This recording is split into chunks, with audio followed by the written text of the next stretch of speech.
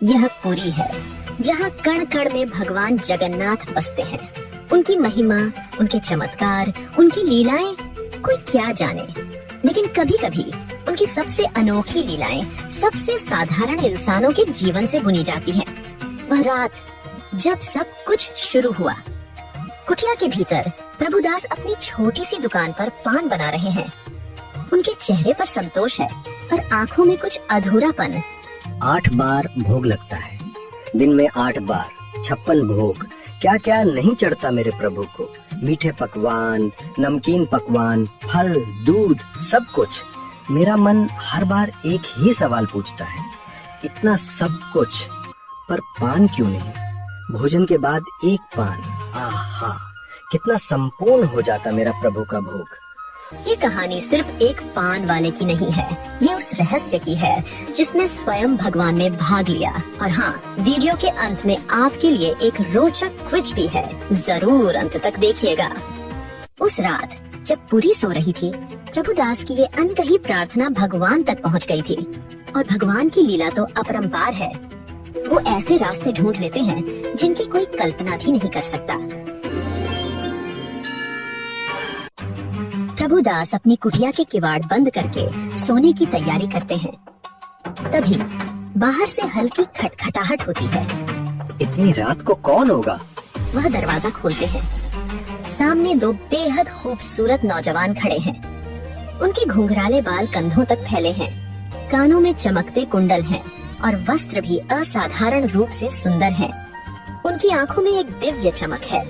नमस्ते प्रभुदास जी, क्या थोड़ा पान मिल सकता है? बहुत देर से चल रहे हैं, थकान हो रही है। अरे हाँ, जरूर। आप दोनों इतनी रात को? पहले कभी देखा नहीं। जी, हम बस ऐसे ही भटकते हुए यहाँ आ गए। प्रभुदास तुरंत उनके लिए 2 पान बनाते हैं। उनकी सुंदरता और विनम्रता से वह इतने मोहित हो जाते हैं कि कुछ और पूछना भूल जाते हैं। लीजिए, ताजा ताजा पान। दोनों युवक पान लेते हैं, एक दूसरे को देखकर मुस्कुराते हैं और पान खाते हैं। आह, लाजवाब! ऐसा पान तो हमने कभी नहीं खाया। हाँ, सच में मन तृप्त हो गया। बहुत बहुत धन्यवाद प्रभुदास जी। क्या आपको भी लगता है कि वो युवक भगवान ही थे? अगर हाँ, तो वीडियो को एक लाइक जरूर दीजिए और कमेंट में लिखिए जय जगन्नाथ। पान का पैसा? अरे मुझे तो याद ही नहीं रहा। कोई बात नहीं, कल आ जाएंगे तो ले लूंगा। और फिर ऐसा ही होने लगा। हर रात वही 2 रहस्यमय नौजवान आते, पान खाते और बिना कुछ कहे, बिना कुछ दिए चले जाते। प्रभुदास के लिए तो जैसे वे ईश्वर का ही कोई वरदान थे। जगन्नाथ स्वामी नयन पथगामी भवाह तुम्हें। अरे ये कौन है? ये दोनों बालक इतनी रात को प्रभुदास की कुटिया से निकल रहे हैं। मैंने इन्हें कभी मंदिर में देखा नहीं। युवक तेजी से गली में मुड़ जाते हैं और आंखों से ओझल हो जाते हैं। अजीब बात है, रोज रात को देखता हूँ, बस रात को ही प्रभुदास की कुटिया से। कुछ तो गड़बड़ है। अगले कुछ दिन बलराम दास उन पर नजर रखने लगा। बलराम दास के मन में सवाल उठते रहे।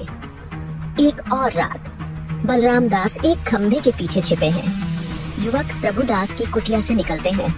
आज तो जरूर पूछूंगा प्रभुदास से, कहीं कोई गलत काम तो नहीं हो रहा। प्रभुदास, जरा एक बात सुनिए।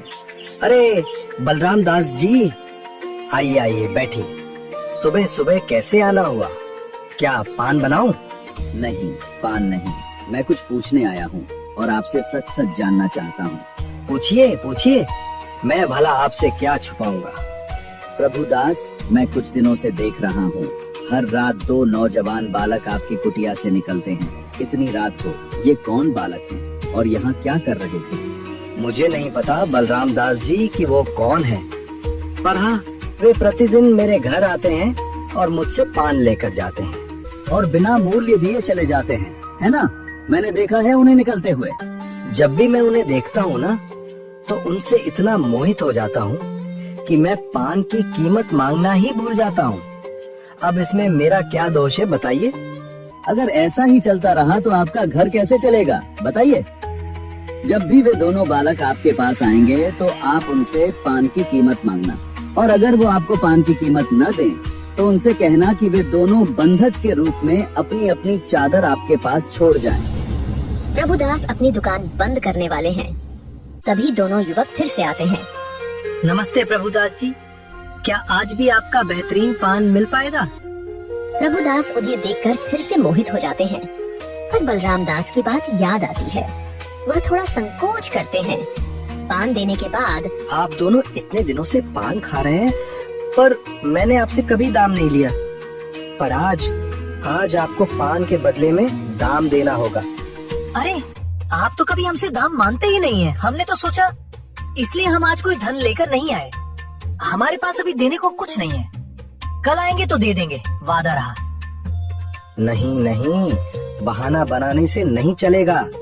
बलराम दास जी ने मुझे समझाया है, आज ही देना होगा। बिना दाम दिए मैं तुम दोनों को नहीं जाने दूंगा। लेकिन हमारा आज जाना अति आवश्यक है प्रभुदास जी, हम पर विश्वास रखिए, कल हम बहुत सारा धन ला कर देंगे। तो ठीक है, बिना दाम दिए जा सकते हो, लेकिन अपनी ये चादर मेरे पास रखनी होगी। कल जब दाम लाओगे तो चादर वापस ले जाना, यह बंधक के तौर पर रहेगी। युवक विवश होकर अपनी अपनी चादरें उतारते हैं। दोनों युवक बिना चादरों के ही तेजी से वहाँ से निकल जाते हैं। प्रभुदास ने अपनी नादानी में भगवान की लीला का एक और अध्याय लिख दिया था। उस रात पुरी में किसी को अंदाजा नहीं था कि मंदिर में एक अजीब सा तूफान आने वाला है। मुख्य पुजारी भगवान जगन्नाथ और बलभद्र के विग्रहों के पास पहुँचते हैं ताकि उन्हें सुबह की पूजा के लिए तैयार कर सकें। वह भगवान जगन्नाथ को ओढ़ाई गई श्वेत चादर को हटाते हैं, फिर बलभद्र जी की ओर बढ़ते हैं। पर अरे ये क्या, बलभद्र जी की चादर कहाँ गई? जगन्नाथ जी की भी नहीं है। रात को तो मैंने खुद अपने हाथों से उन्हें चादर ओढ़ाई थी, ये कैसे गायब हो गई? अरे सुनिए, सब यहाँ आइए जल्दी। क्या हुआ महाराज? दोनों विग्रहों पर से श्वेत चादरें नहीं हैं। किसने चुराई हैं? चोरी? पर यहाँ अगर कोई चोर आया होता तो प्रभु के कीमती आभूषण रत्न जड़ित मुकुट चुराता, श्वेत चादर कोई क्यों चुराएगा? अब शगुन, भगवान कहीं नाराज तो नहीं है? शांत, सब शांत हो जाओ। ये खबर फैलनी नहीं चाहिए। पहले ढूंढो, मंदिर के हर कोने में देखो। लेकिन यह खबर आग की तरह फैल गई। पूरी में हाहाकार मच गया। लोगों के मन में डर था और यह बात राजा प्रताप रुद्रदेव तक भी पहुंची। ये क्या हो रहा है? प्रभु जगन्नाथ की चादरें गायब हो गई हैं। क्या मेरे सेवक सो रहे थे? महाराज, पुजारियों का कहना है कि उन्होंने खुद रात में चादरें उठाई थीं। कोई निशान नहीं है चोरी का। ये मेरे राज्य पर कलंक है। ये सब मेरे मंदिर के सेवकों की लापरवाही है। बुलाओ उन सबको, मैं उन्हें कड़ी से कड़ी सजा दूंगा। महाराज, पर कोई परवर नहीं। जिसने भी लापरवाही की है उसे दंड भुगतना पड़ेगा। राजा का क्रोध स्वाभाविक था। सब डर गए थे। पर जब भगवान स्वयं अपनी लीला कर रहे हो तो भला कोई भक्त दंड क्यों पाए? भगवान अपने भक्तों को कैसे दंड मिलने दे सकते थे? बलराम दास गहरी नींद में है। अचानक उनके स्वप्न में एक अद्भुत प्रकाश फैलता है। भगवान जगन्नाथ और बलभद्र उनके सामने प्रकट होते हैं। उनका दिव्य रूप बलराम दास को विस्मय में डाल देता है। प्रभु, मेरे प्रभु जगन्नाथ बलभद्र जी, आप यहाँ। उठो बलराम दास, डरो नहीं, मैं तुम्हें एक रहस्य बताने आया हूँ। आज्ञा दीजिए प्रभु। जो चादरें मंदिर से गायब हुई है वे किसी ने चुराई नहीं है। क्या? पर कैसे? तुम्हें याद है वह भोला प्रभुदास, पान वाला, जिसने तुम्हें बताया था कि 2 बालक उससे बिना मूल्य के पान लेते हैं? हाँ प्रभु, याद है। मैंने ही उसे कहा था कि उन बालकों से दाम मांगे या बंधक के रूप में उनकी चादर रखवा ले। वही बालक मैं और बलभद्र थे। हम प्रभुदास की उस छोटी सी इच्छा को जानते थे कि हमें भोजन के बाद पान अर्पित किया जाए। हम खुद को रोक नहीं पाए। हम रोज रात उसके पास पान खाने जाते थे। प्रभु, ये क्या लीला है आपकी? मैं कितना मूर्ख था कि मैंने उन्हें चोर समझा। मैंने तो प्रभुदास को कहा कि वह आपसे चादरें रखवा ले। हाँ, और जब प्रभुदास ने हमसे दाम मांगे तो हम नहीं दे पाए, क्योंकि हम जानते थे कि उसके मन में क्या है। और जब उसने चादरें मांगी तो हमने सहर्ष अपनी चादरें उसे दे दी, क्योंकि वह उसकी भक्ति का प्रतिफल था। वह चादरें अब प्रभुदास के पास है। ये तो अद्भुत है प्रभु। सुबह होते ही राजा प्रताप रुद्रदेव के पास जाओ और उन्हें यह सब बताओ। उन्हें कहना कि वे प्रभुदास के पास जाए, और उन्हें यह भी बताना कि आज से मेरे भोजन के बाद पान चढ़ाने की परंपरा शुरू की जाए। यह प्रभुदास की भक्ति का सम्मान होगा। स्वप्न टूट जाता है। बलराम दास हड़बड़ाकर उठ बैठते हैं। उनके माथे पर पसीना है और आंखें खुली की खुली हैं। वह चारों ओर देखते हैं। ये सपना था? नहीं, ये तो सच था। मेरे प्रभु ने मुझे दर्शन दिए। मुझे राजा के पास जाना होगा। अगर आप ऐसी भक्तिपूर्ण कहानियाँ देखना चाहते हैं जहाँ भगवान स्वयं अपने भक्तों की पुकार सुनते हैं, तो इस प्लेलिस्ट में जाए। महाराज रुकिए, दंड मत दीजिए, मुझे कुछ कहना है, बहुत जरूरी। बलराम दास, क्या है ये सब? क्षमा करें महाराज, पर ये दंड रुकना चाहिए। चादरें किसी ने चुराई नहीं है। स्वयं भगवान जगन्नाथ ने मुझे स्वप्न में सब कुछ बताया है। स्वप्न? तुम होश में तो हो?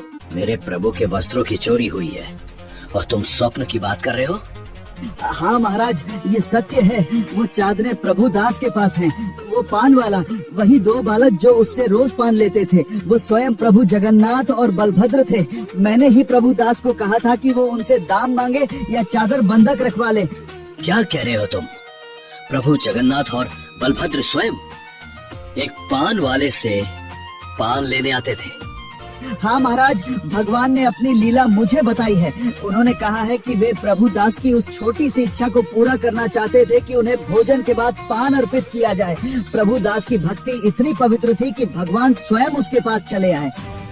राजा प्रताप रुद्रदेव अपनी कुर्सी से उठ खड़े होते हैं। उनके चेहरे पर पहले अविश्वास, फिर आश्चर्य और फिर गहरी श्रद्धा के भाव आते हैं। महाराज, अगर ये सत्य है तो ये प्रभु की महान लीला है। तो फिर हमें तुरंत प्रभु दास के पास चलना चाहिए। ये देखना होगा, ये जानना होगा। यदि ये सत्य है तो प्रभु दास को मैं अपने सिर आंखों पर बैठाऊंगा। महाराजा प्रताप रुद्रदेव, बलराम दास और उनके साथ मंत्री, सेनापति तथा कुछ लोग प्रभुदास की छोटी सी कुटिया के पास पहुंचते हैं। महाराज, आप यहाँ? मुझसे क्या गलती हो गई? शांत हो जाओ प्रभुदास, हम तुमसे कुछ पूछने आए हैं। क्या तुम्हारे पास कोई ऐसी श्वेत चादरें हैं जो तुम्हें दो नौजवान बालकों ने दी हो? प्रभुदास पहले घबराते हैं। वो कांपते हाथों से अपनी दुकान के कोने में रखी उन दोनों श्वेत चादरों को निकालते हैं। जी महाराज, ये रही वो चादरें। कल रात उन बालकों ने इन्हें बंधक के तौर पर मेरे पास रखा था। राजा प्रताप, रुद्रदेव और बलराम दास चादरों को देखते हैं। वे हूबहू वैसी ही हैं जैसी मंदिर में भगवान को ओढ़ाई जाती थी। ये वही चादरें हैं? प्रभुदास, क्या तुम जानते हो ये किसकी चादरें अपने पास रखी हैं? प्रभुदास, वो दोनों बालक स्वयं भगवान जगन्नाथ और बलभद्र थे। तुमने स्वयं प्रभु को अपने हाथों से पान खिलाया है।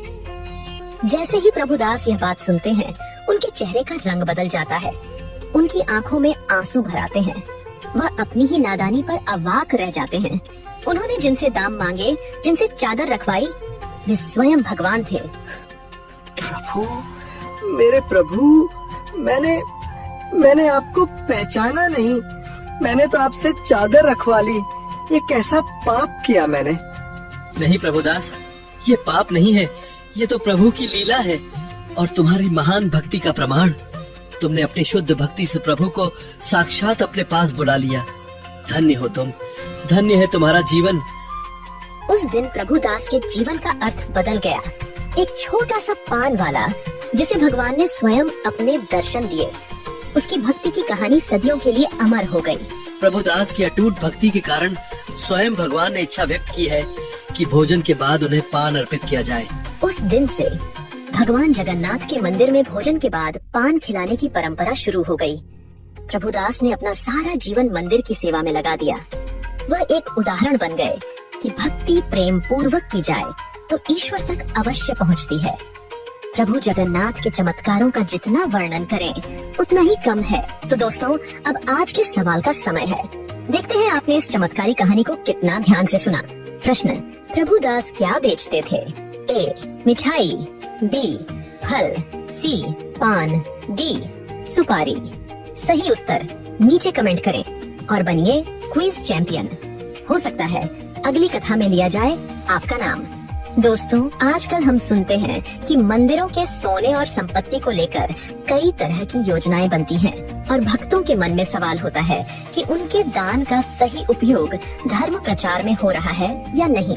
पर हमारे चैनल पर जब आप सिर्फ 29 रुपए महीने देकर सदस्य बनते हैं तो आप सीधे तौर पर हिंदू धर्म की कहानियों और ज्ञान को फैलाने में हमारी मदद करते हैं। आपका हर रुपया हमारी आवाज को और बुलंद करता है। ज्वाइन करें और इस नेक काम में सीधा हाथ बटाएं।